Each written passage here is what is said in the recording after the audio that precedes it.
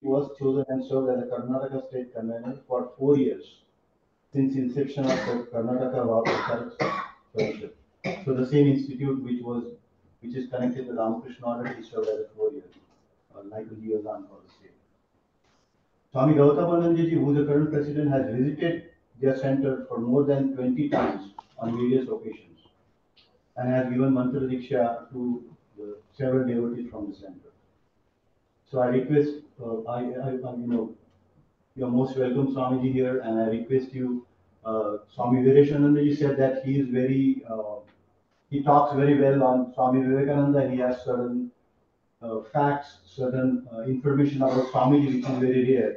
So I was asking him to give some information about his spiritual journey, but he said he will talk about it, and then later on he will talk about his journey. And Swami Paramananda ji then will talk about their organization. So please, Swami. Thank you.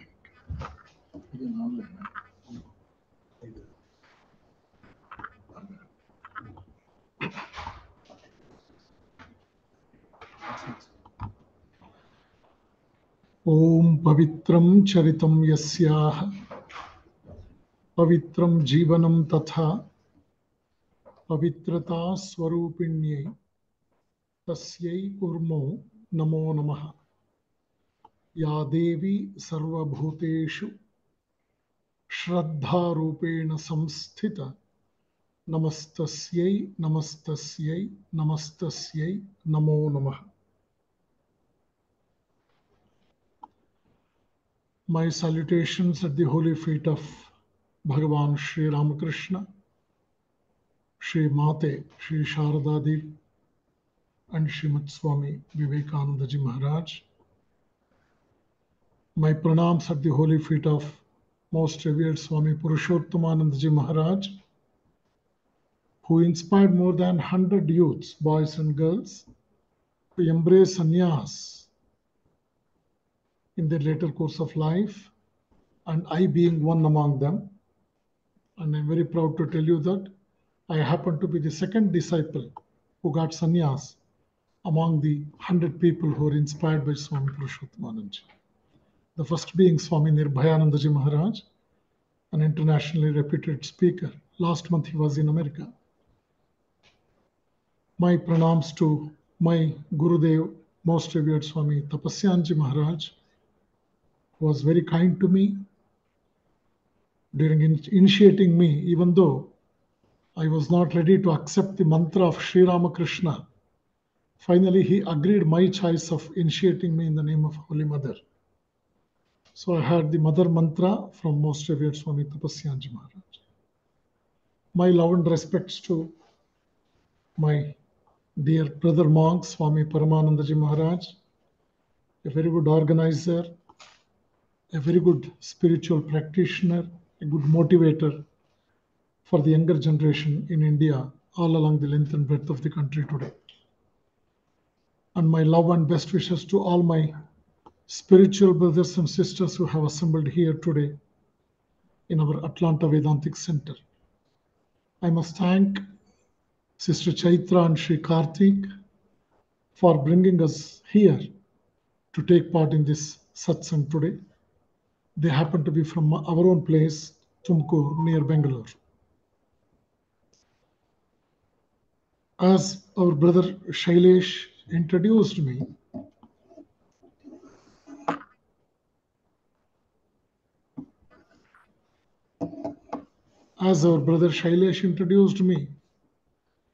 and he was very much bent upon giving an opportunity for us to speak on the subject of our own choice. And immediately Swamiji said, let Veereshananda ji speak on Swami Vivekananda. And Shailesh was so happy to introduce me as he introduced me as an expert to speak on Vivekananda. I don't say so. I'm a learner. I'm a visiting professor in one of the universities in Bangalore, teaching a philosophy subject, Life and Philosophy of Vivekananda. So I am in that mood. So I wanted, to share some of the thoughts pertaining to Swami Vivekananda. So we all know as Sri Ramakrishna rightly said, in front of a galaxy of luminaries of that time in Calcutta, in the midst of which an young boy of 19 years, who was none other than Narendranath, was very much present. Sri Ramakrishna says, without the consent, without the special blessings of Divine Mother Kali, one cannot be a world teacher. He continued telling that it was Shukadeva, earlier, followed by Narada, and then by Sri Shankaracharya, who were specially blessed by the Divine Mother to preach the humanity at large.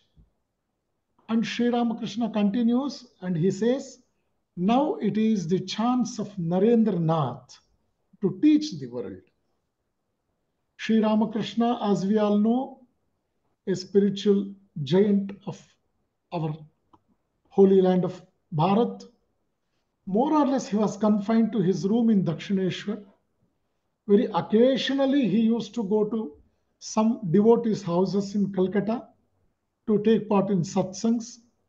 Of course, once he went to Kashi, he went to Brindavan. But apart from that, we don't come across any new number of places where Sri Ramakrishna toured with a spiritual mission.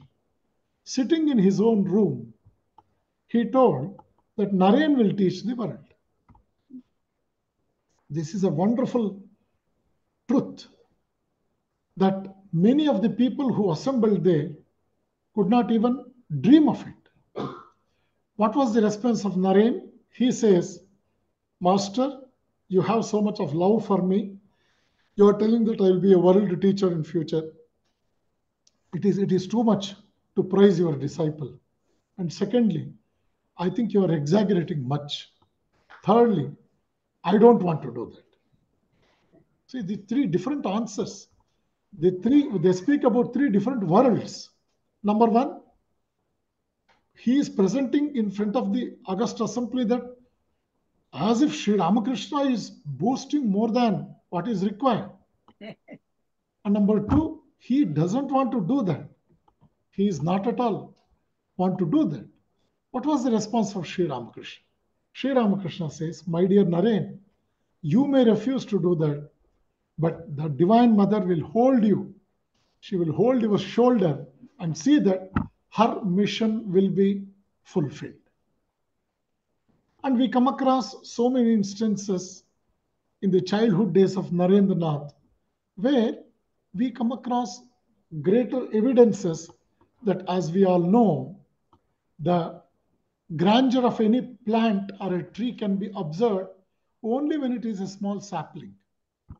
Okay, at that time only you can see the grandeur of a sapling, the grandeur of a plant, and you can imagine how beautifully and effectively the tree could influence the environment in future years.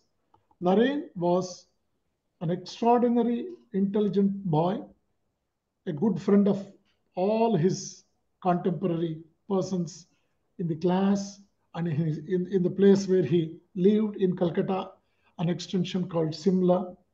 And he was very much associated with more or less people of all age groups. And with elders, he used to question them very sincerely.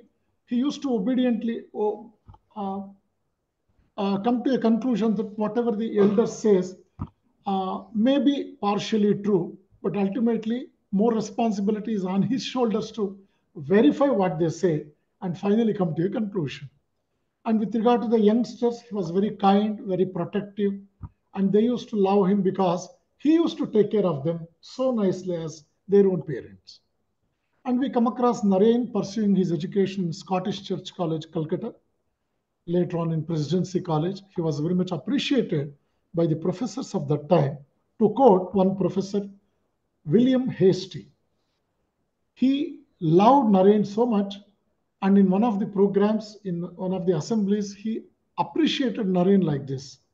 I have come across thousands of students in my teaching period. I have taught students of even German university, but I have not come across a personage of Narendranath's stature. He is bound to leave a mark in his life. And on one occasion, Professor William Hastie was teaching an excellent poem titled Excursion, authored by William Wordsworth. We all know that Wordsworth is a mystic poet. Unlike other ordinary poets, Wordsworth had the deep thinking capacity to go beyond the mortal body, to imagine something that is immortal, to even understand and, to the best of his ability, explain something at a higher level than the general human think about. So while explaining this lesson, I mean the poem, he said, there is a hint of Bhava Samadhi in this poem.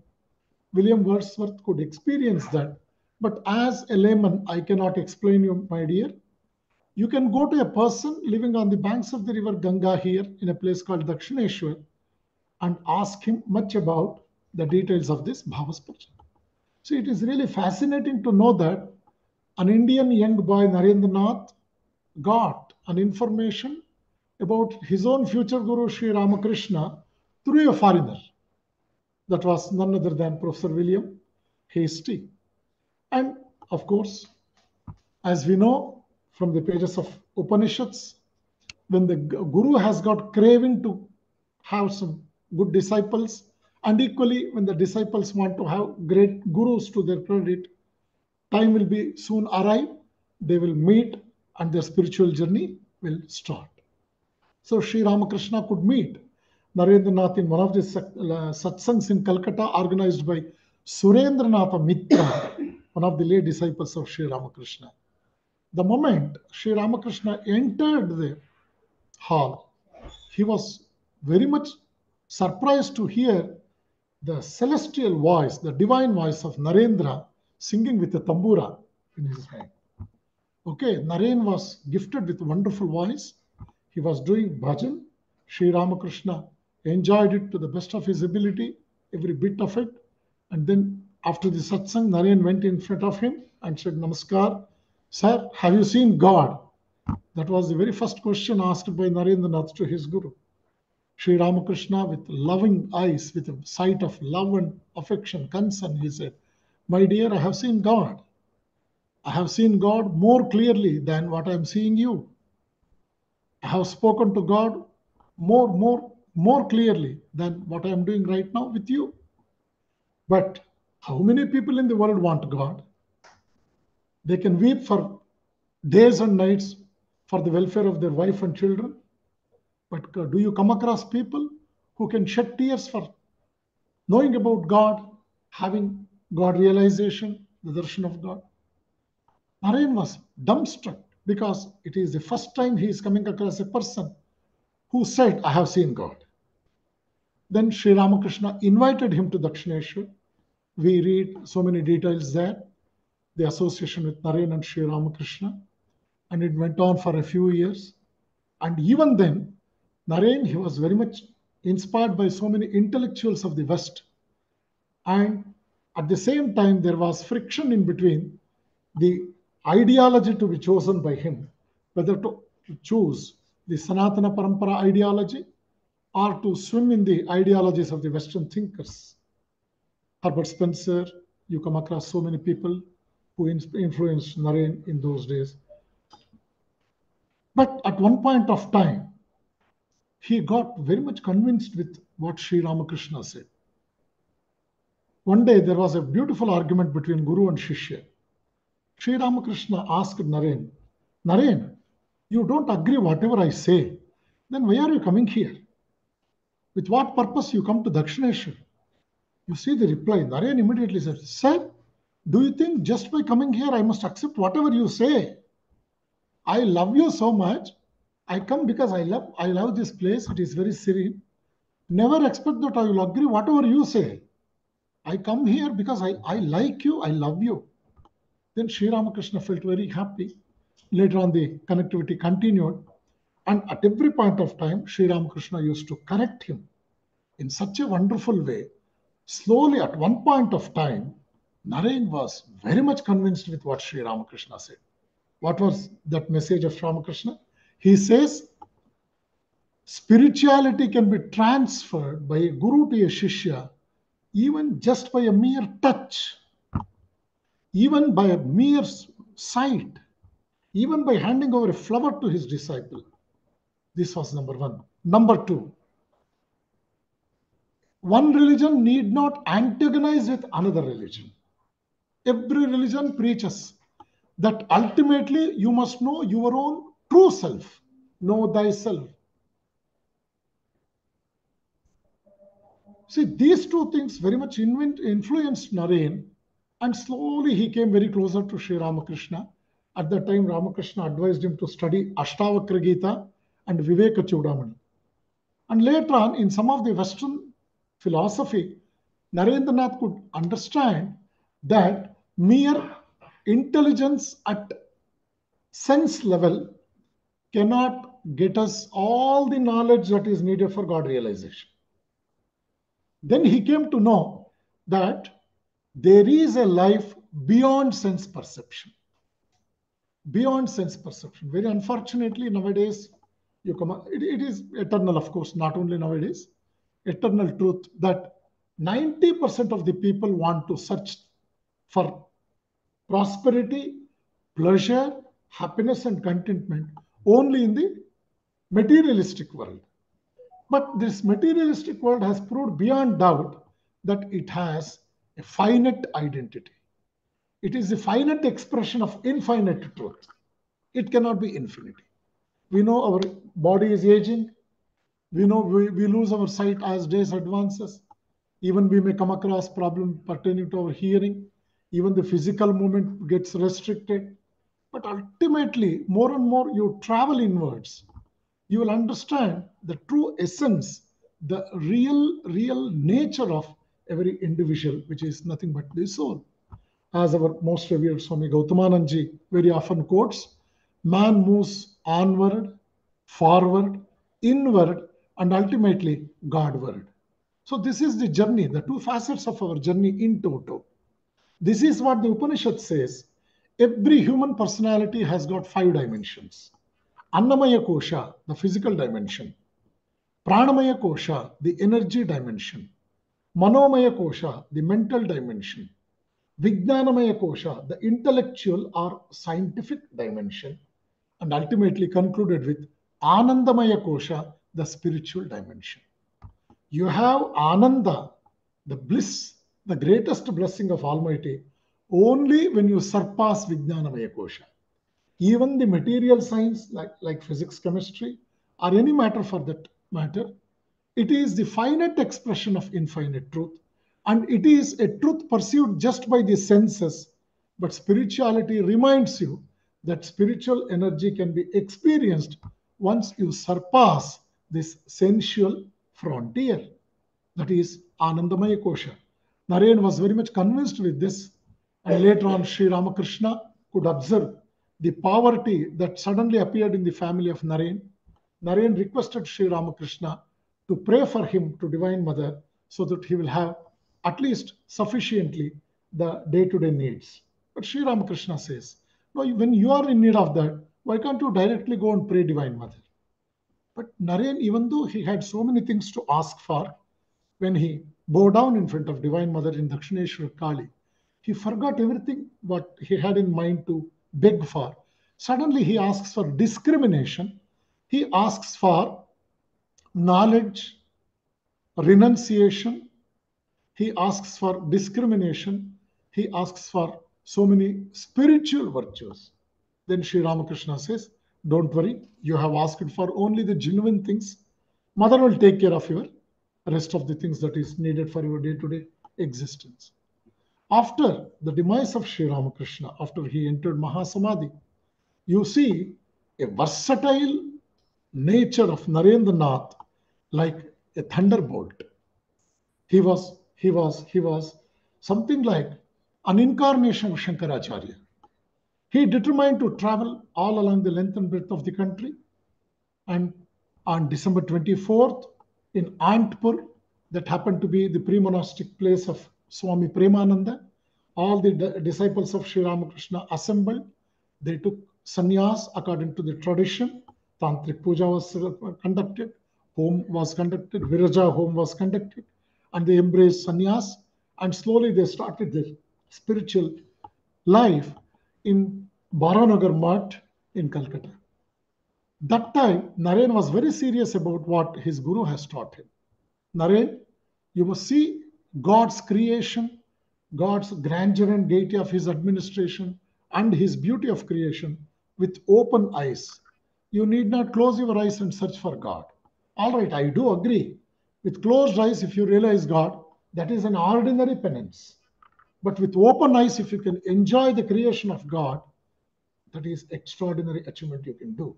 So this really influenced Naren, and that moment he determined to lead the life of a wandering monk in his native place. He traveled all over the country. We all know about his wandering days. He met hundreds of emperors, the well-learned divans, the well-learned intellectuals and special secretaries, private secretaries of the kingdoms, and he met so many educateds, and he lived in the huts of beggars also for some time, just to understand their way of life and the problems they are facing. You come across so many vivid examples where Swamiji could teach a lesson to the king. Raja Ajit Singh of those days, Maharaja of Mysore, Raja Mangal Singh, who never believed in the Indian Hindu practices and all, and how he advised the even the spiritual people, how he motivated some divans to take up some rational programs for the upliftment of his country, so on and so forth. Here, Swami Vivekananda's experience as a wandering man, it speaks volumes. When he was in the court of Jaswant Singh in Limdi in Rajasthan, he had a beautiful conversation with a group of pandits, and the pandits appreciated Narendranath, I mean Swami Vivekananda. At that time, the Shankaracharya of Puri Govardhan Mutt was very much present. You all know how Shankaracharyas in Indian land are highly respected. That Shankaracharya was very much moved by the intellectual gigantism and the greatest wisdom of Vivekananda. And he blessed him, he praised him, he really appreciated each and every aspect of Vivekananda that he could identify within a span of a few minutes of their meet in the court of Raja Jaswant Singh. And you know, when Vivekananda came to Kanyakumari, he did tapasya for 3 days. That was 1892, December 23rd, 24th, and 25th. And the object of his meditation was how to serve my country, how to serve the humanity at large. And he could get a new light, a very clear idea how to serve the nation. And he could tolerate so many things that were unbearable during his wandering days. He could appreciate so many things that could speak about the Sanatana Parampara. Later on, at one point of time, even though he was very much willing to spread Vedanta all through his country, he was advised by some of the divans like Shankara Panduranga of Porbandar, where the Gaikwad of Baroda was the ruler. Shankara Panduranga says, Swamiji, why can't you go to Western countries and preach Vedanta? In the meantime, he went to Ghazipur, where there was a great saint called Pavahari Baba, a great saint, who used to inhale on just air and survive. He never used to take any solid food for that matter. Just he was surviving just by pranayam, I must say. He used to inhale, and that was main food. That was the entire food for him, Pavahari Baba. That time, he met one British officer who was then a district judge by name Pennington. Pennington spent 2-3 days with Vivekananda, and finally he said, Maharaj, it is better you should go to West and preach Vedanta. West is very much in need of that because they have surplus materialistic prosperity. You please go to West and preach the same things what we discussed here. And these are the instances, small or big, that ultimately substantiated Vivekananda's mind to determine to go to the West. We all know Balagangadhara Tilak, a great nationalist and a freedom fighter of those days. Swami Vivekananda was guest of Balagangadhara Tilak for 15 days. But when Tilak asked him, Swamiji, may I know about you? Swamiji did not reveal his name also. He says, I am a Swami, that's all. I'm a Swami. But Balagangadhar Tilak came to know about Vivekananda when he read in the newspapers after the Chicago event took place, he saw the newspaper, he recollected some from his past memory. I have seen this gentleman. Oh, he is none other than the monk who stayed with me in our own house, who did not reveal his name even. See, that was the connectivity. More or less, they discussed about Vedanta, discussed about uplifting of the nation at large. So many social issues like rising the marriage life of a girl from 10 to 14 years, something like that, and abolishing the child marriages that was prevailing in some of the provinces of the country, so on and so forth. So now Vivekananda determined to come to West, and he started his journey from Mumbai. He landed in Colombo for some time. Later on, he moved in China for some time. He appreciated Japan, and from Japan to Yokohama, he was accompanied by Jamshedji Tata, a great industrialist of that time. And they had a very serious discussion about how to bring up Indian populace at large. We all know that we were all dependent people that time, being ruled by British at the time. Viceroy was our head. Elizabeth was the final word. We were expected to follow by letter and spirit in those days. So that time, Swamiji says, Tata, I have two desires in my mind. Number one, I want to give Vedanta to the Western people. At the same time, I demand for the agricultural science knowledge, science and technological knowledge, and how to develop industries in my country. That is my wish. I don't merely go and give them Vedanta. In turn, I expect something from them so that I can think of some upbringing of my people in my country. Number two, you being an industrialist, you being a rich man, I insist you to start some research centers in India so that we too can grow in the field of science and technology.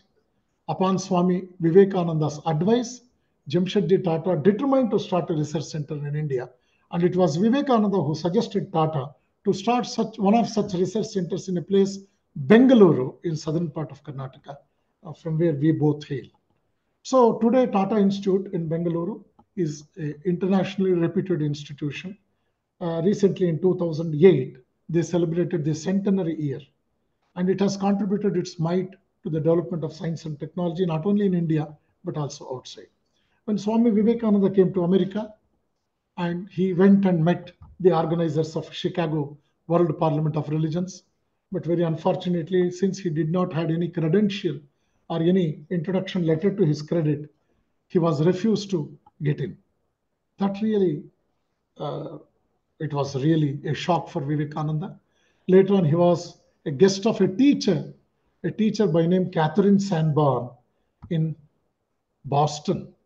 So she introduced Vivekananda to another wonderful professor, a professor of Greek in Harvard University by name Professor John Henry Wright. They had serious discussions for more than 3-4 days.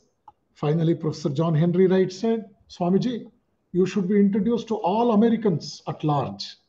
Swamiji says, I too have the same idea, but I don't know how to get in, how to find a platform. Then he said, now there is an event, historical event here being organized. You will be a part of that. Then Swamiji said, I went and approached them, but they refused me the permission to get in. I don't have any introduction letter. Immediately Professor Wright says, Swamiji, what do you mean? Did they demand for any credential?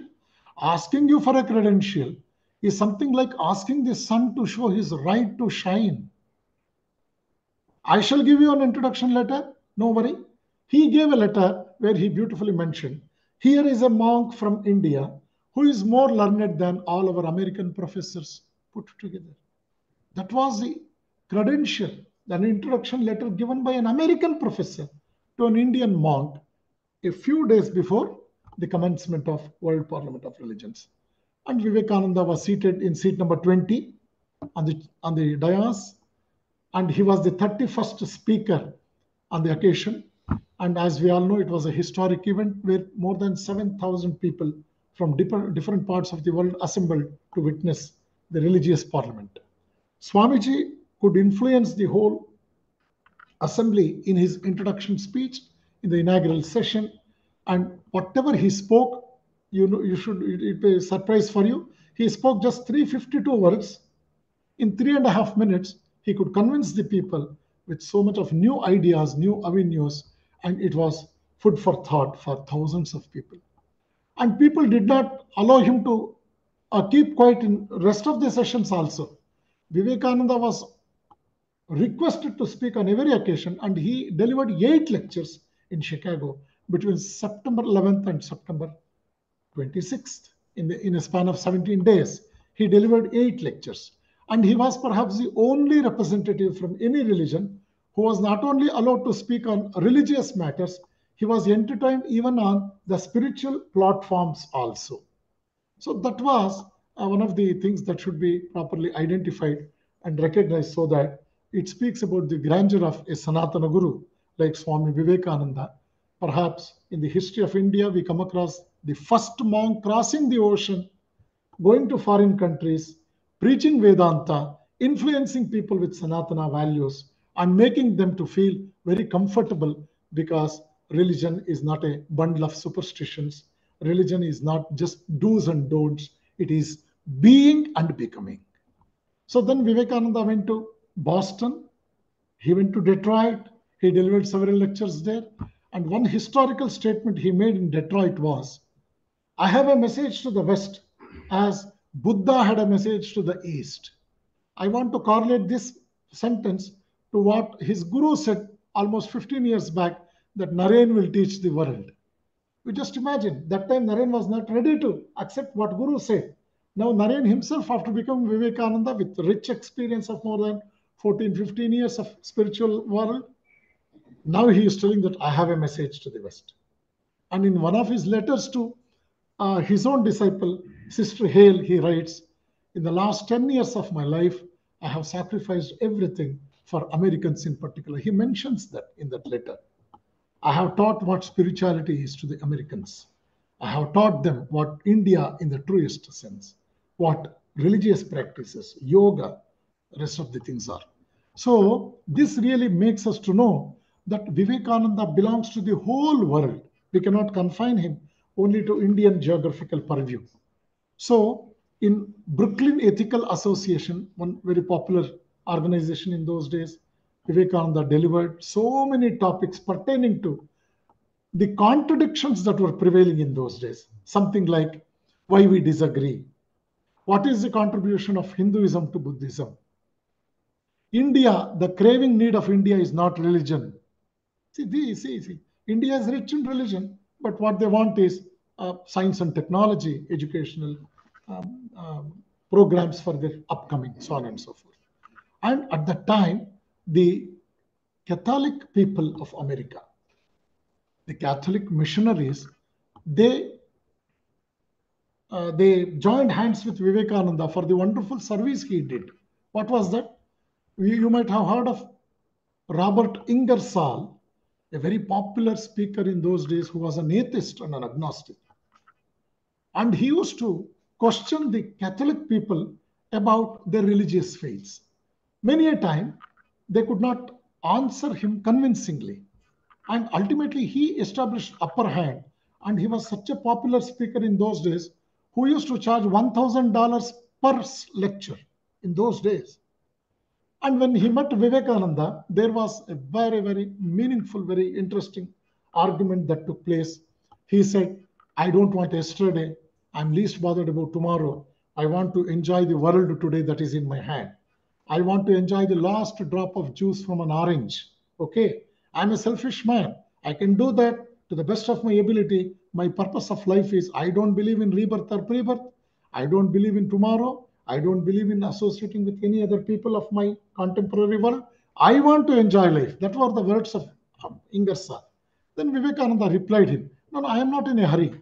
I am not an urgent gentleman. You have a family. You have children. Even then you are telling, I don't care for people. See, you have a wife. You have children. You have to care for them. I, being a monk, I need not care for that. Even then, I care for the world because I am a monk. I know better how to enjoy an orange by sharing and caring rather than becoming a self-centered man like you, what you just now mentioned about your own self. And Vivekananda's argument about this wonderful phenomenon convinced him so much. and he became an ardent follower of Vivekananda in later years. Then the Catholic missionaries, they were very, very grateful to Vivekananda because Vivekananda, being a religious man, could convince an agnostic about the religious faith. Whether it is Hinduism or Christianity, that is different.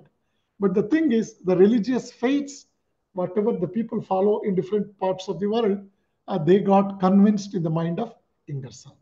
We come across so many other people. John D. Rockefeller, one of the rich man in those days in America, who got motivated by Swami Vivekananda's thoughts, his association. Yamma Calway was a cine artist in those days. We come across Hiram Maxim, the person who invented machine gun, and Nikola Tesla, who invented the tube light. And you come across so many people, and it is really surprising to know that when Einstein was awarded Nobel Prize for his E is equal to mc square, Nikola Tesla's wife happened to be a close friend of Albert Einstein. During her conversation with Einstein, she says, Einstein, I could heard about this mass energy relationship from that monk of India almost 30 years back. See, the scientific temperament of Vivekananda you come across here. So these are all the things I have put forth in brief about Vivekananda's mission to revolutionize the world in the spiritual matters. So before I conclude, why we adore Vivekananda very much? For Indians, as Rabindranath Tagore said, if you want to know India, study Vivekananda. Everything is positive in him and nothing negative. Arvind Ghosh says, what Vivekananda and contemporarily his followers did in the whole world is more than 100 roundtable conferences that took place in India. Our Chakravarti Rajgopalachari says, Vivekananda saved India and Hinduism. Our Balgangadhara Tilak says, Vivekananda is the true father of Indian nationalism. Christopher Isherwood says, the nationalism propounded by Vivekananda was not nationalism in a smaller sense. Rather, it was internationalism and supranationalism sublimed, he says. And we come across so many people, even from the West, who had great appreciation about Vivekananda. One such appreciation is, yes, Columbus discovered American soil, but Vivekananda discovered American soul. So these are the great appreciations they had. And many of the Westerners followed Vivekananda up to Belur Math and India. They stayed with him. They died here. You know, Xavier couple, you know, Sturdy, you know about Goodwin. Goodwin met his last breath, his last in Ooty because of malaria. Even today we have the Samadhi of Goodwin in Ooty. Whenever we go to Ooty, we visit his Samadhi. So Vivekananda's span of 39 years of age, he could revise Vedas and Upanishads, and he could very effectively make people to understand that there is a need to go back to the days of Upanishads to follow what Vedas, Upanishads, Brahma Sutra and Bhagavad Gita has said, and that will be the greatest lesson for the whole humanity at large. To conclude, if you ask what was Vivekananda, the answer would be, what was he not? So he influenced people pertaining to all the fields. He influenced people pertaining to freedom movement, social work, education, science, spirituality, yoga, so on and so forth. Today he has been adored as a very great humanist, a Vishwaguru in the present scenario. So more and more we study Vivekananda, we will be highly benefited because every word uttered by him happened to be a packet of energy. It is revitalizing energy for all of us.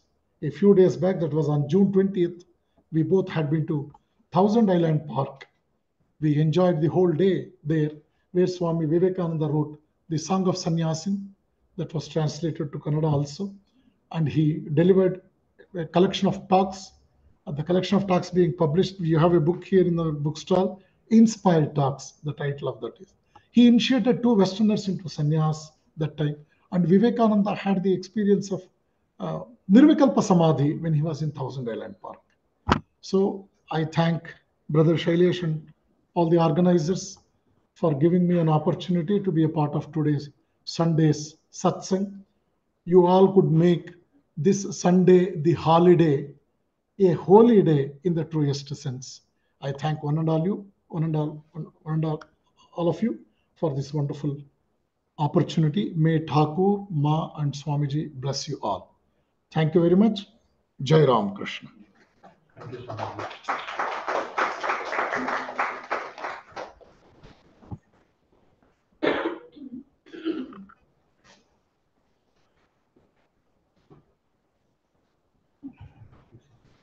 Swamiji is trying to fix the microphone mic. Oh. Please have a seat. So, Swamiji, we recently started the Letters of Vivekananda series here. Oh, wonderful. So, it's very inspiring that it was 4th of July and then you decided to, it was here in the parking lot that he said, you know what, I'm going to talk about Swamiji. And there we are here. On 4th, we are just in Houston Ashram, Oh, Vedanta Center. Houston Ashram.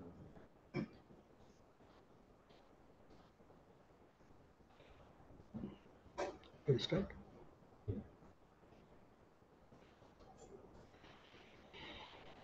So do you have any questions for Swamiji in the meanwhile when he is attending to? Yeah, please. Swami, you mentioned that spirituality is or can be transferred merely by a touch of a guru or a sight or of a flower. Of course, Swamiji and many of the direct disciples got great experiences, whereas a lesser sort of devotee, what can we receive? Does it depend on the level of or readiness of the disciple? What is received? Is it removal of the obstacles? Is it more of an inclination towards spirituality? Can a ordinary devotee know what is transferred? If so, how? All the points what you mentioned in your last sentence, they are all very complementary. The amalgamation of all such thoughts ultimately makes us to ascend to the higher level. Yes, the more and more we are deserving. We may desire, but deserving is needed very much. That craving for knowing more and more, that is very much needed.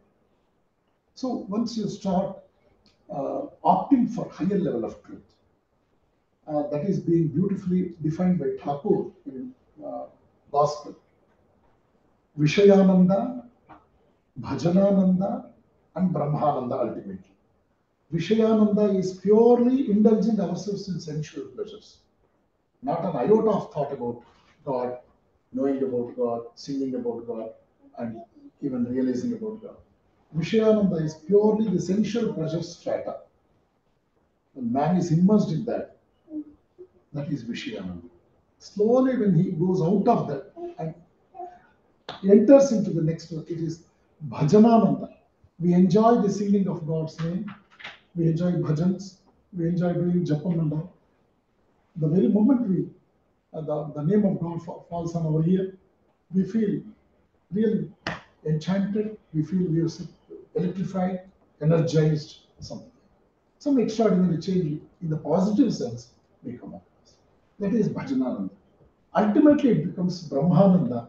More and more, we develop longing to know about God and to get associated with God.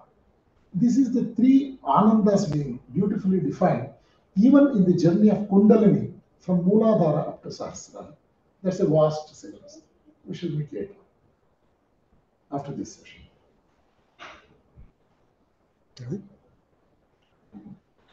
Jananim Sharadam Devim Ramakrishnam Jagadgurum Padapadme Tayo Shrutva Pranamami Muhurmuhu. I offer my humble pranams at the lotus feet of the Divine Trio, with whose grace we are all assembled here. I offer my pranams to respected Swami Veereshananda for his presence today.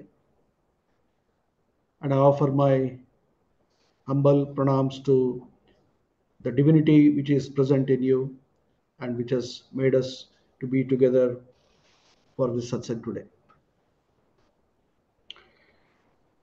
Dear devotees, it's a great pleasure and an honor to be amidst you. And it was a great occasion to listen to Swami Vivekananda. He is a very good speaker and he is a very renowned speaker in many international forms. He represented India in the World Parliament of Religions in the which held in Spain, and he is also serving as a professor, as I already told. Just because you are interested in knowing about our center, so briefly I will take you to the tour of how it began and what was the experience like and what are the things that we do. Our center is known as Ramakrishna Vivekananda Ashrama. It happens to be in Karnataka, which is in the southern part of India, and it is in the headquarter by name Tumkur. This center was initiated, I mean, the thought or the seed was put by most revered Purushottanandaji during the younger days of Swami Vivekananda.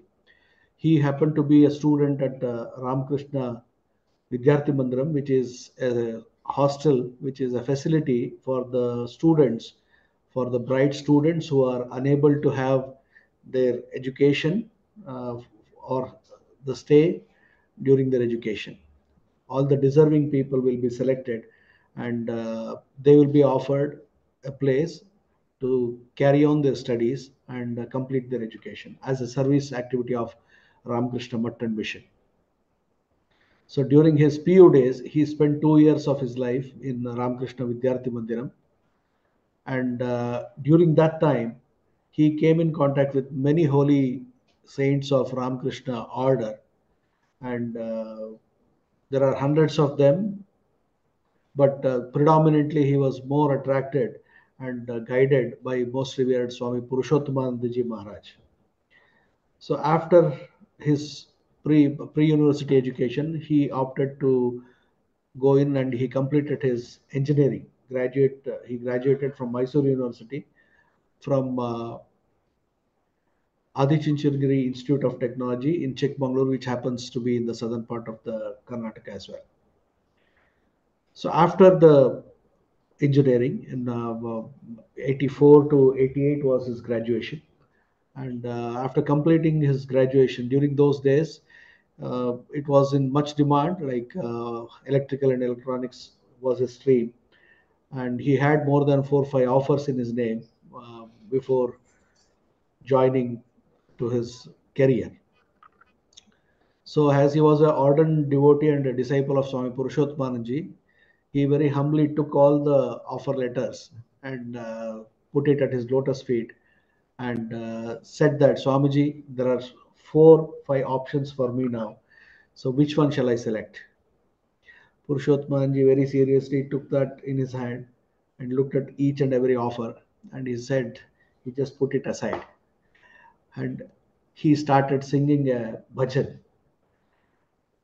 And then it was an indirect message for Swamiji that he is not happy with all the offers that he has got.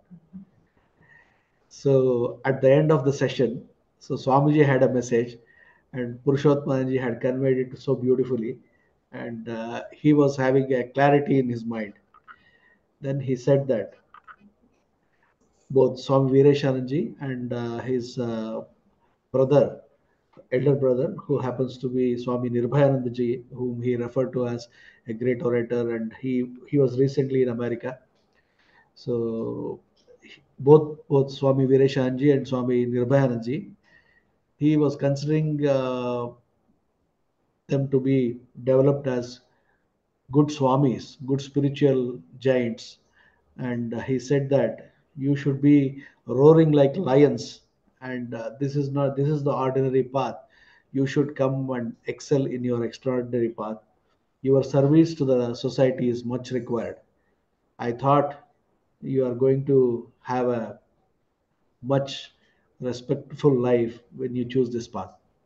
So there was no second thought, and then he started Swami Vivekananda Vichara Vedike. Vichara is to contemplate on thoughts of Swami Vivekananda and life of Swami Vivekananda as a study circle. He started first in Kunigal. It is a small town which belongs to Tumkur, and he had all his primary education in that village. So Vichara was started in '89, and then a small postcard was posted. You know, a postcard? Most of the people might know. In India, we used to communicate through postcards and inland letters, which used to be only 15 paisa. I don't know how much it would be in a dollar, but very, very small amount, you know, not even a cent, I guess, a small cent. So Swamiji receives a letter saying that you should start an ashrama in Tumkur in a rented property. My blessings are there with you. Go ahead and start. So he comes to Tumkur overnight. He did not waste time. He just took that letter, and as there was no bus during that particular time, he received the letter in the evening, and the same night he started from Kunigal to Tumkur, which is about 40 kilometers. He was not having any bus facility after 6 p.m. So he took a lorry. He just requested for a ride, and a lorry driver was kind enough to give him a drop. And he landed in Tumkur in the late hours. And then he knocked at the door of that particular person to whom it was addressed. It was a school teacher by name Narasimha Murthy, and he was very happy, and he was quite surprised to see a young man uh, who is very capable, who was very knowledgeable, who was doing all the good work, and he happened to start a center in Tumkur. So he helped him to get a small place in Tumkur, a rented place, and that was the thing. And then immediately, as you know, in 1992, so from '88 to 1992, he was doing all the service activity and prachar activity, where he used to give a lot of talks and doing satsangs in various colleges, temples, and all the gatherings where spiritual yearning was there. So in 1992, he officially started the ashrama as Ramakrishna Vivekananda Ashrama. Mostly we had Purushottamji uh, came for the inauguration, and lot many other monks from the local people were there, and it was inaugurated. It was all by the inspiration of Swami Purushottamji and his guidance, which guided the people. They had their sannyas in Himalayas, and they returned, and a great welcome was given to both Swami Veereshananda and Nirbhayanji. And after serving in that rented place, a deputy commissioner, the local officer, who was then having a right to give a piece of land for such philanthropic activities. So during that time, a land was allotted for Ramakrishna Vivekananda Ashrama to develop or to have its own building. So the then deputy commissioner by name Bhaskar, he gave half an acre of land, and he showed the land. It was almost like a tank, you know, the forbidden tank, forbidden water place where all the water used to clog around. That was the piece of land which was given to many other organizations, and this was one among them.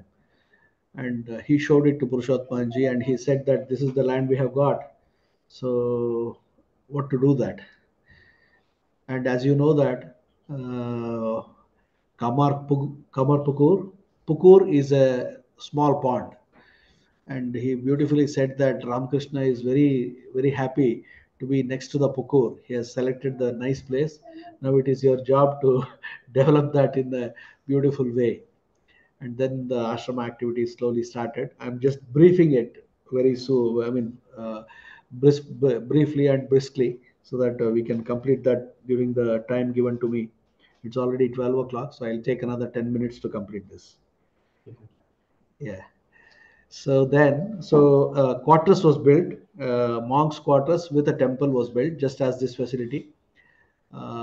Many monks and brahmacharis used to stay in that Ramakrishna Vivekananda ashrama. I used to be a kid like Samarth and Siddharth, going to the school then, and they do activity for Balaka Sangha and Yuvaka Sangha for the kids and the youths. So I graduated from Balaka Sangha then to the Yuvaka Sangha. So I used to go there and offer my services during that time. And during 2000, the building was inaugurated where we had the monks' quarters and all the temple, where more than 100 monks came for the inauguration of the building. And predominantly, Tumkur Center, we have certain activities which is very popular, and we very religiously we have been doing that. One program is known as Acharya Devo Bhava. You might have heard about the slogans. All the Indians might know Matru Devo Bhava, Pitru Devo Bhava, Atiti Devo Bhava, Acharya Devo Bhava. So one ideal which we took was Acharya Devo Bhava, where all the teachers, all the teaching fraternity will be given a priority, and thousands of teachers will be having teachers convention where teachers will be called and they will be having sessions from various speakers, various luminaries and various swamis to guide them to make their profession more honorable, more ethical, more moral, and more spiritual, so that the teacher are the carriers of the message and they can guide the students in a better way, so that they can be polite, they can be honest, they can be loyal, they can have all the good qualities to become a good citizen. So that was the intention. Until now, more than 2 to 3 lakh teachers have been trained under our ashrama. Okay, so this is one thing. The second thing, we have various other programs like citizenship training programs where all the luminaries who have received Padma Bhushan, Padma Vibhushan, all those people, they have visited our ashrama and they have delivered and addressed various special occasions which we have very frequently.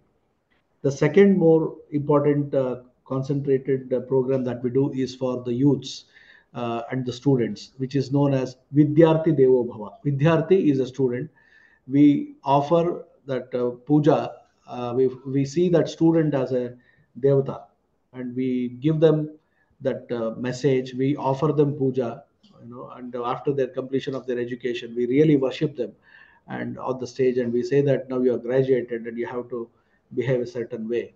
Until now, more than 15 lakh students have been addressed by the ashrama in various parts of the country, and we travel a lot, and we have youth conventions where we address huge youth conventions. Like we have uh, many mega events, like we have from 1,000 to 30,000 youths. We have made programs in one assembly. And recently, during our Silver Jubilee celebrations of the ashrama, our honorary Prime Minister Narendra Damodar Modi ji, he came by video conference and he addressed more than 30,000 youths, 28 to 30,000 youths who had assembled physically. We had made all the arrangements for food, guidance, and their transport, everything. More than 400 to 450 buses was organized all throughout the state. Being on a Sunday, being on a Sunday and being driven by an anti-government to all these activities, they said that the college cannot send students to program. We sent all the buses to their doorsteps of the hostels, to the people's house. We said that there is a bus arranged for you in this city. Whoever who wants to come and listen to Swami Vivekananda, they are welcome. So we had a huge gathering, and during that gathering, Swami, our present President Maharaj, most revered Swami Gautamananji Maharaj, he came and he addressed the session, and he uttered that in my lifetime, this is the biggest gathering I am seeing right now. I don't know if I am able to see this kind of a huge mass, huge crowd of thousands of people, that too youths. It is very difficult, and he appreciated Swamiji and all of us, and he gave a lot of support. He has visited many a times, and uh, there was a temple which was built for the Universal Temple of Bhagavan Sri Ramakrishna in 2010.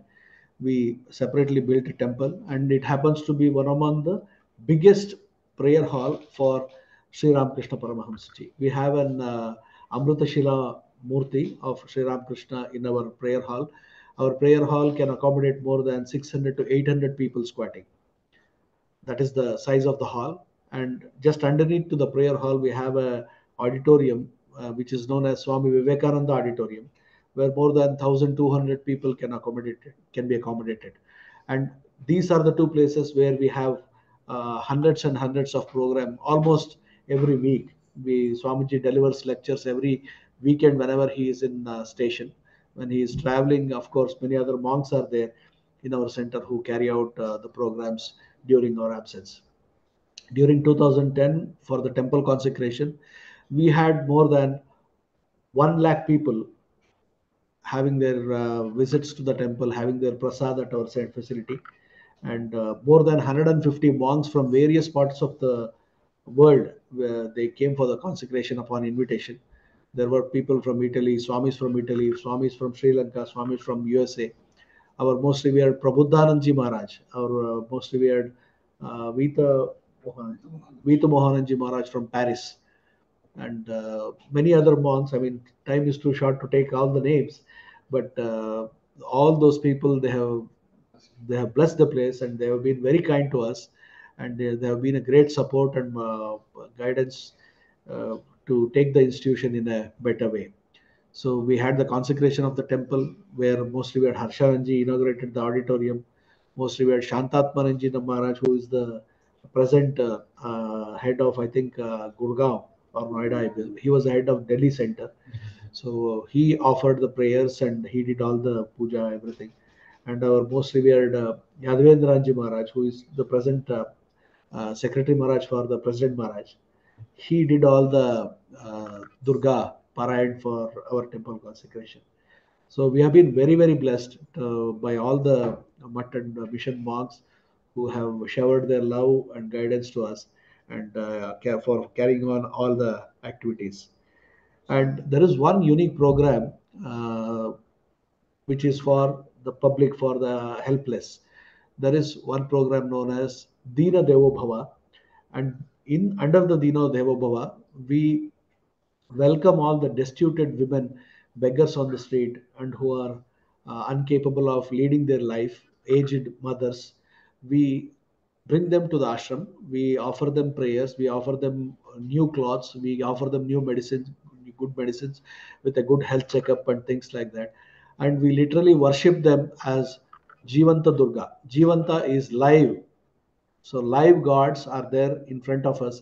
Let us serve them. Let us serve them with what they need. That is the mission. So it is Jivanta Durga Puja. So this year will be the Silver Jubilee celebrations of that particular event, the Jivanta Durga Puja. Till now, we have Thakur has blessed us with all the strength to carry out the program, and more than 8,000 mothers have been felicitated. And we worship them by doing arati. We have worshipped them by offering flowers to their head, and also we touch their feet and we take the blessing, and we do all the parayan of Lalita Sahasranama during that prayers. And all the giants of spiritual giants, spiritual masters, they have come on different occasions, because every year we have one big event for Jivanta Durga Puja, and many mission monks and Atma Priyananji has come, Swami Jagadatmananji has come, so, many people they have come and addressed during that celebrations. We have huge Bhakta Sammelans where we have a gathering of minimum 2,000 to 3,000 people. Even this time, on the occasion of the 10th annual celebrations of Ramakrishna Vivekananda Bhava Prachar Parishad meeting, we are having a 3 days conference in Tumkur where we'll be hosting. This is the Dashamanotsav. The first meeting, it started in 2014, and 2014 we were the first people to take it up. We were the first people to host that particular annual get together and that 3 day event where we had more than 6 to 7,000 people assembled in 2014. And we have the program on the 27th, 28th, and 29th of December. And I very humbly offer all of you, each of you, and everyone to uh, come to India and visit our center, and you will be able to witness the celebrations in a big way.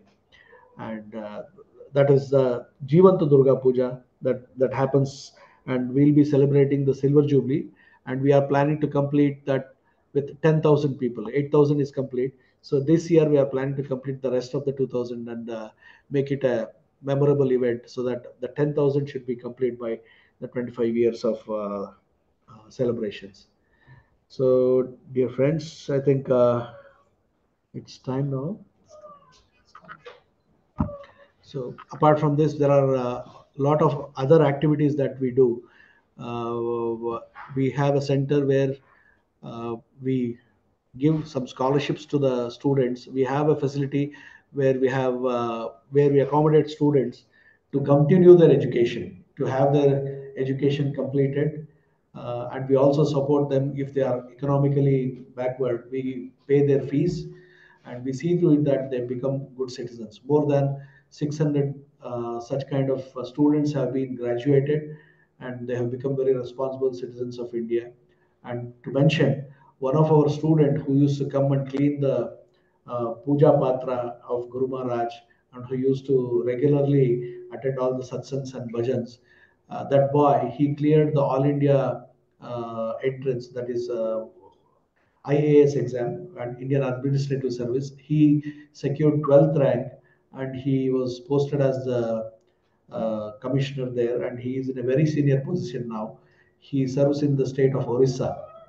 So he initially got his posting in the Bhubaneswar, where Jagannath Puri is there. So many such kind of people, they have attained their life in a very meaningful manner, and they have become good parents, and they have become good citizens. And we have a center where we develop skills for the rural youths. We have a center where we train youths who are in need, who are having no jobs, who don't have any facility, who are into a rural background. Just to employ, make them self-employable, make them self-sustainable. We have various other models in our rural area. So we teach them horticulture, we teach them agriculture, we teach them beekeeping, we teach them fisheries, how to manage fisheries. We teach them agroforestry kind of a model where they can also bet they have an alternate income, alternate source of income for them. And we train the rural kids in some places of where they are unable to understand English. They don't have the facility to have good English or good mathematics or science. We do various workshop for the kids where they are trained. They have a workshop where they apply their knowledge, and they produce something very beautiful and meaningful from the waste. So such kind of many hundreds of students have been helped in our centers, and we are doing our mind. As you all know, Ramakrishna Mutt and Mission, they give and they launch on the lofty ideals of Swami Vivekananda, which is Atmano Mokshartam Jagat Hitaya. That is the motto. Atmano Mokshartam, Swamiji has already said that our life, our meaningful life, this life is to attain God realization, to understand that we are gods. We are children of the gods, and we are the same spark from which the fire is uh, shining so well. So that is the one message. The second is renunciation and service. So Tyaga and service, where we offer our life to better others' life who are next to us in more meaningful way. Swamiji says they only live who live for others. Others are more dead than alive. So this was a message given by Swami Vivekananda, and we try to keep up the ideal and follow all the footsteps given by the Holy Trio, and we are doing our might in the center. It is about 33 years old now, and Swami Gautamananji, Swami Harshananji, many of the senior monks, they have blessed, and they have always guided us. Very recently also we had been to uh, have the blessings of most revered Gautamanji Maharaj during the Mutt Foundation Day on May 1st. And even in December, we were called for the All India Bhav Prachar meeting, where we gathered for 3 days, and we exchanged thoughts on how to improvise and take the message of Holy Trio to the other places. Bhav Prachar Parishad is an extended wing of Ramakrishna Mutt and Mission, where people and the monks and the lay disciples, they are allowed to, they are serve the society, where mutt is not having a place, or they are unable to serve in that area. People are encouraged, people who are eligible, they are first initially considered as observation centers, and once they are absorbed, they are known as Bhav Prachar centers. And once they do wonderful work, and if they want to offer it to the Mutt mission, then later they can be absorbed as the Ramakrishna Mutt Center or the Vedanta Center, as you see here.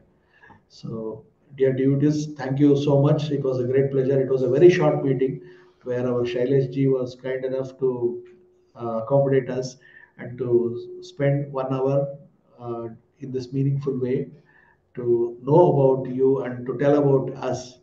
It was a great honor, and thanks for the patient hearing. I thank you one and all. If you have any questions, it is open for questions now. Thank you.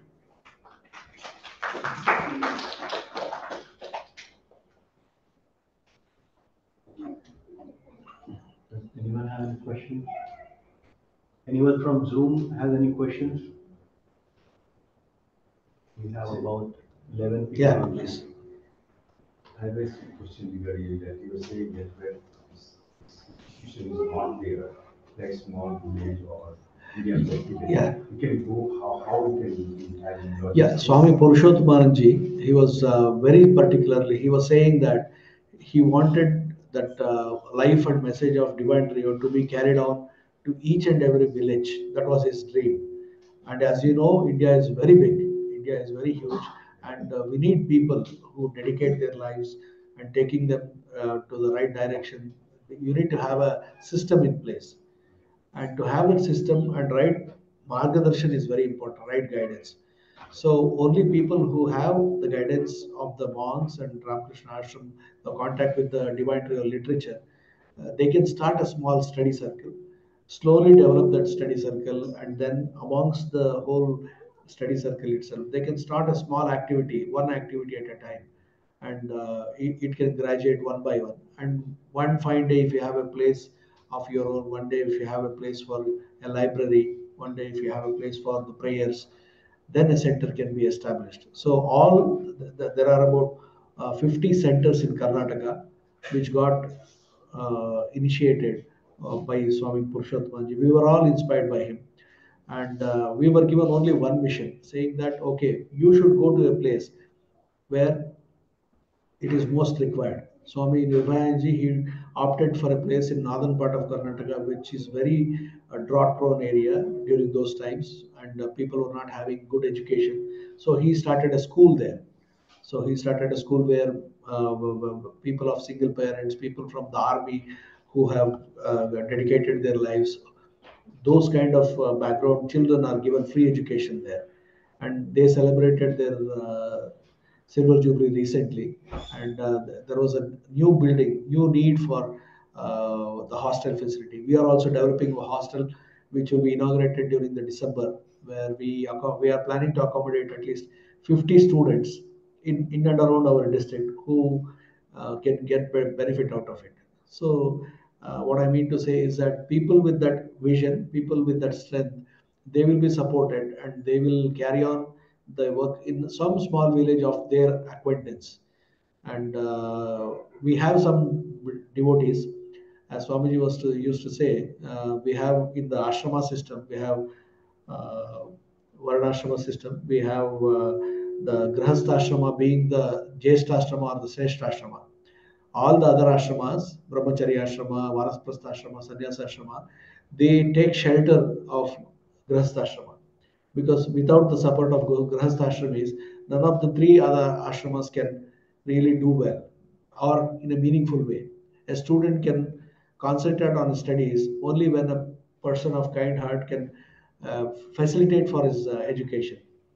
A person, if a group of people, if they can facilitate a facility for a sannyasi to open a center to take care of all the other administrative needs or the local physical needs, then a sannyasi can do his penance, do his activity, do his service activity, do more of prachar activity where people can be educated, because that is one mode of good service where India is lacking. Yes. guidelines sort of thing that for prerequisites, if you have these, Yeah. then you can establish. For establishing a center, there is not such kind, but I can definitely, after this session, I can talk to you and we can give a small booklet where you can start a small organization, like a Balaka Sangha or Sangha. And Purushottanji himself has written a beautiful small book which is known as Sangha Vandu Shakti. So to start a organization, what are the prerequisites and how your mental setup should be? It has been written in small book. Maybe it is in Kannada. Maybe if it is translated, I can share a copy with you. Yeah. Yeah. Thank you once again. Thank you, Swamiji, for And before I close, I want to disclose one special mention. Swamiji is one among the 4 brothers who have embraced sannyas, and his mother has given birth to 5 men. Among the 5 children, 4 have embraced sannyas, and they are doing their service activity in various places, each one in their own capacities. So that is considered to be a world record also. That's amazing. Thank you so much for the detailed description of the activities over there. Uh, you know, Chetraji had sent me some information, and I was thinking that how to include in the introduction, but you did a very good I think, job. yeah, it is a detailed introduction, I guess. I was part of the Pune Center from the early 90s, 91, so we Yeah, had yeah. Balak Sangha. Yes, So I yes, can yes. correlate with all the activities and the impact it makes. Yeah, yeah, And like you said, one of the kids is an IS officer now. yeah, yeah. So it makes a huge impact, and one person can go and influence hundreds of them outside. Yes. So it's very amazing. And I'm sorry I was not able to introduce Swami Paramananda, but he himself is an engineer and MBA, degree holder. He worked for some of the companies, and then he's also a very good photographer. So quite accomplished person, and then later on he embraced sannyas. So thank you so much. We'll close our meeting with our closing prayer, and then once that's done, then we'll. Shailesh? Yes. I think in the thing you put that one of them is also a good singer. Can we have like one version? Yeah, yeah. Swami is a great singer. Sure. Can you connect that mic? Yes, I think I can find that.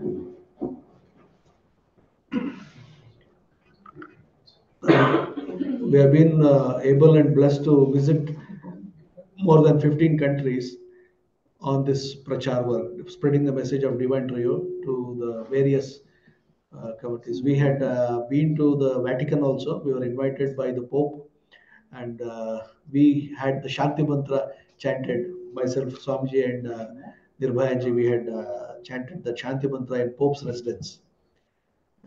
Many such occasions. We recently gave a speech in the Parliament of Canada. We were invited by one of the minister, a member of Parliament, and he had organized for an event.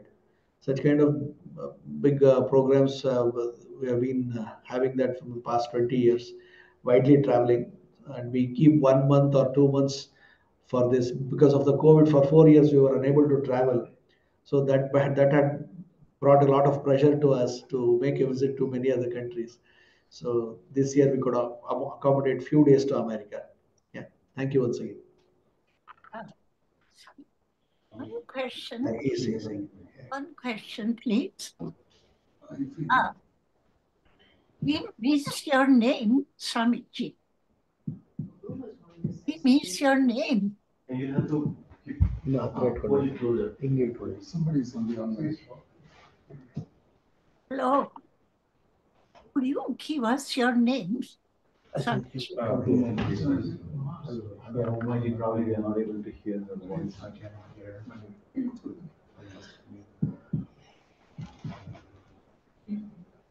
Umaji, try now.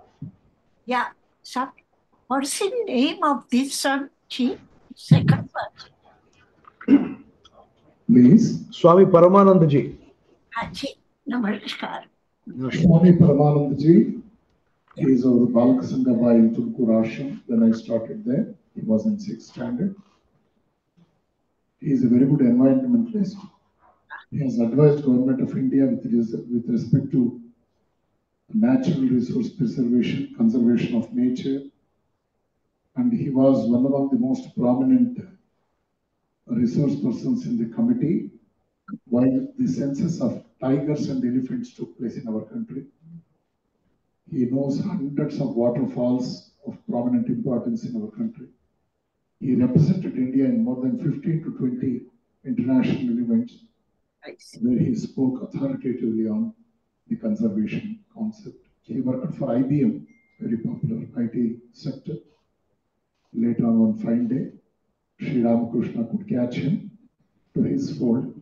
Now he is in the forest of Vedanta Society. Okay. Great. Thank you.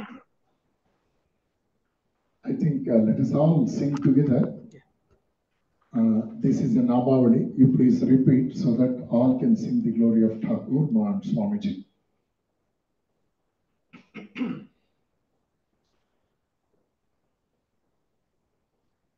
Ramakrishna Sharanam, Ramakrishna Sharanam, Ramakrishna Sharanam, Ramakrishna Sharanam, Ramakrishna Sharanam, Sharanya.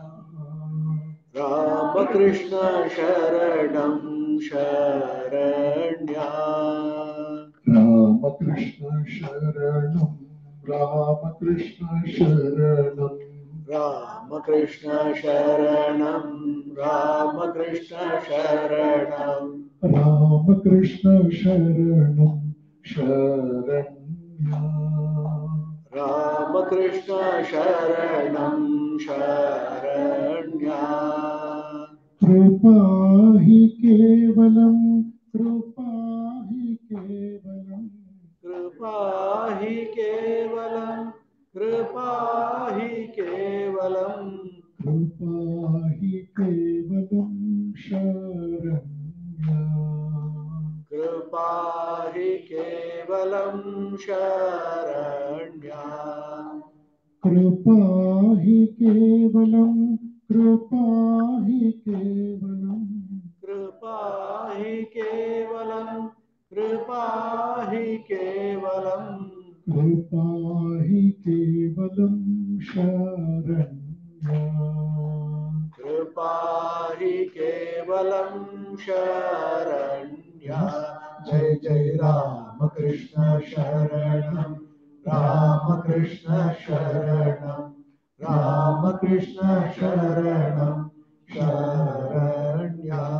Jai Jai Ramakrishna Sharanam, Ramakrishna Sharanam, Ramakrishna Sharanam, Sharanya.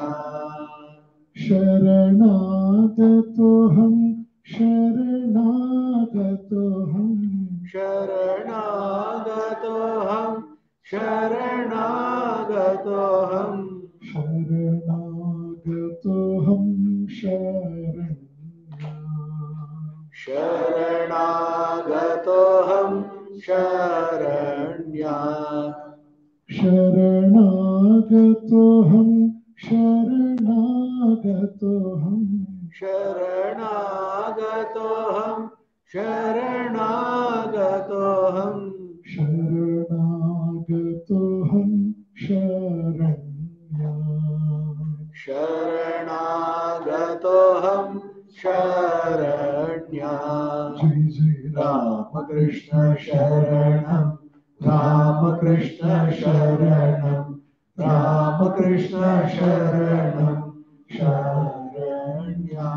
Jai Jai Ramakrishna Sharanam, Ramakrishna Sharanam, Ramakrishna Sharanam, Sharanya.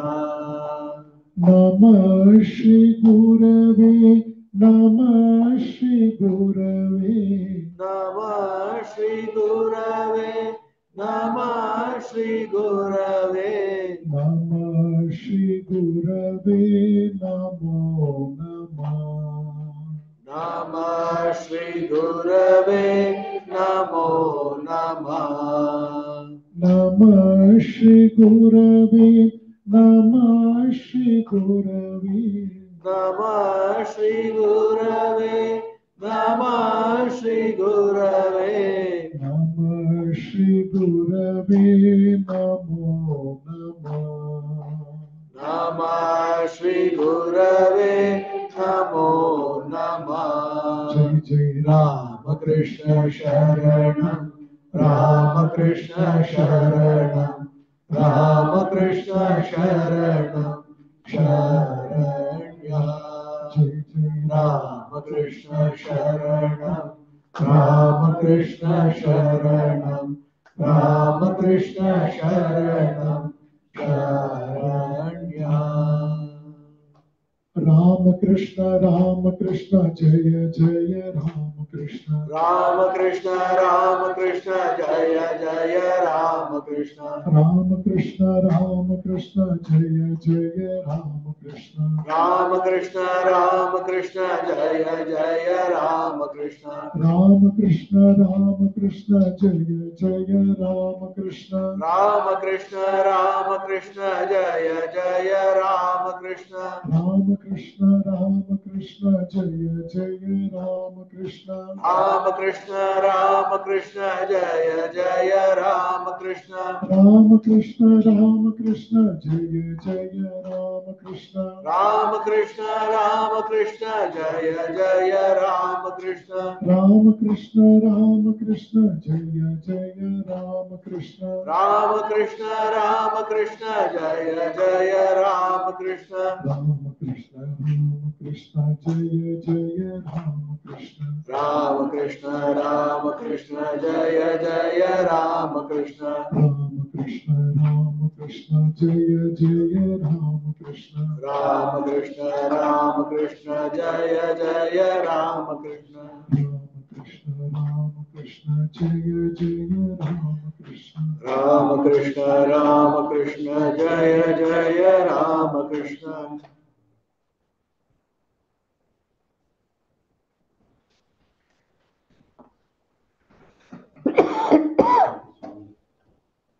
We close our meeting without closing. Let there be peace in outer space. Let there be peace in outer space. Let there be peace in the sky, on earth, on the waters. Let there be peace on the sky, on the earth, on the waters. Let there be peace in the earth, the plants, and the trees. Let there be peace in the herbs, the plants, and trees. May the gods be peaceful. May the gods be peaceful. May the whole universe be pervaded by peace. May the whole universe be pervaded by peace. Let this infinite universal peace prevail throughout my being. Let this infinite universal peace prevail throughout my being. Om Shanti Shanti Shanti. Om Shanti, Shanti, Shanti. Thank you so much. Thank you. So we'll now go to the monastery, Swamiji. Yeah. We have one. So before that, can we have a small group picture today of our gathering? Yes.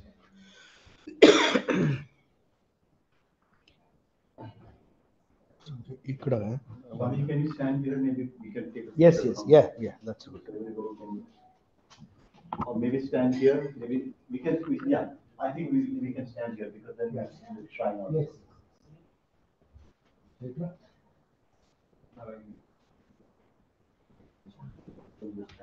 So Swami, we can you come? photos. Yeah, we'll have a group photo like. Yeah. Everybody will come and stand.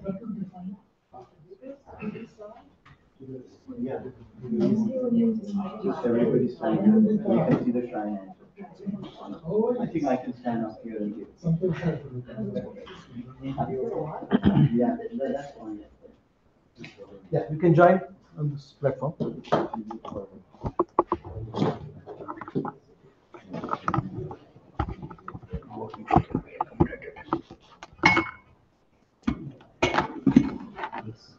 I think all the space is here. You can come. Please join. Please join us for the photo.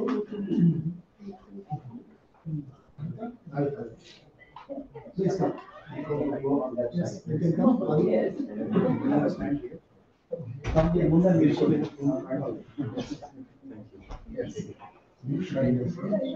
Yes. All long fellows can occupy the back seats. Some people can come this side. It is too crowded that side. Somehow, please. Can you join? I think you. Yeah, I'll take that. Your attendance will We'll get get the vital picture. importance. We carry to India. Show your happy faces. And it is in Ramakrishna tradition, we don't say cheese, we say Swami Ji. So that helps you. That will serve the purpose of cheese. Chetra, you can stand and then we can. Mama, you can talk about that. Yes. Wonderful. Yeah, we can get everyone here.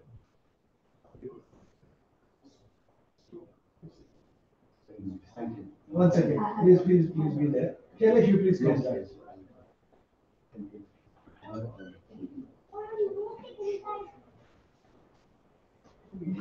Come. Siddharth, someone come. Someone come inside. Fast. Oh, sure. Very good. Karthik, come. Come here, Siddharth. Someone come here. One on the other side. Yes. Come here. On the other side. Yes. 3, 2, 1. Yes. 1 more. 3.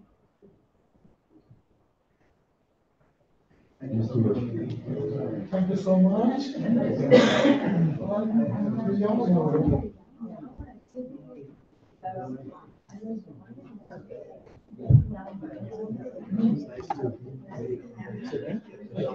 Short.